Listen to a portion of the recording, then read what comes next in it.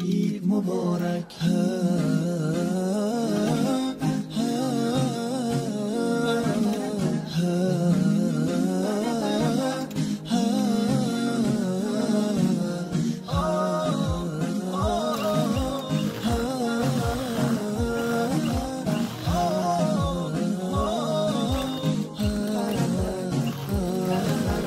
هدیه رب تبارک بر شما، عید فطر آمد مبارک بر شما.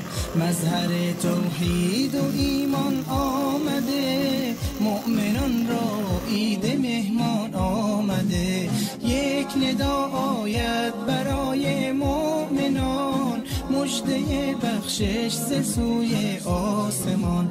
روزداران آمده عید سعید، آن که باشد بر دل مؤمن نوید مبارک. روز ایثار است و روز تهنیت، روز تبریک است و روز تسلیت.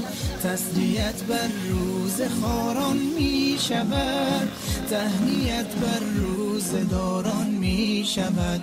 عید فطر آغاز فصل بندگیست، تا بشه فضل خدا بر زندگیست. ای که هستی طالب احسان رب، باز آ در وادی رضوان رب، باز آ در وادی رضوان رب. عید مبارک.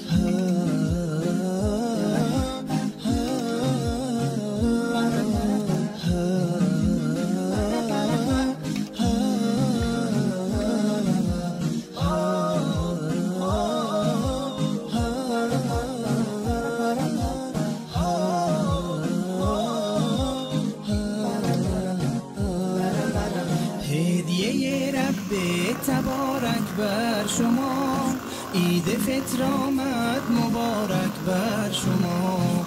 مظهر توحید و ایمان آمده، مؤمنان را عید مهمان آمده. یک ندا آید برای مؤمنان، مژده بخشش ز سوی آسمان. روزداران آمده عید سعید، آن که باشد بر دل مؤمن نوید مبارک. روز ایثار است و روز تهنیت، روز تبریک است و روز تسلیت. تسلیت بر روز خاران می شود، تهنیت بر روز داران می شود. عید فطر آغاز فصل بندگیست، تا بشه فضل خدا بر زندگیست. ای که هستی طالب احسان رب، باز آ در وادی رضوان رب، باز آ در وادی رضوان رب. عید مبارک.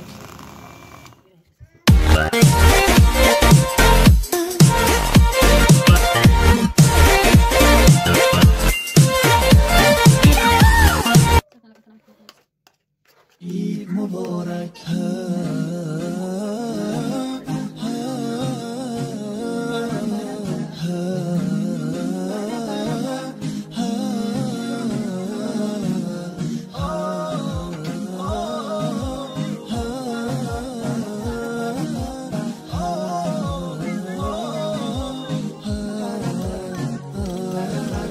هدیه رب تبارک بر شما، عید فطر آمد مبارک بر شما.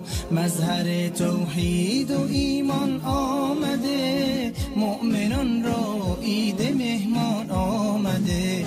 یک ندا آید برای مؤمنان، مژده بخشش ز سوی آسمان.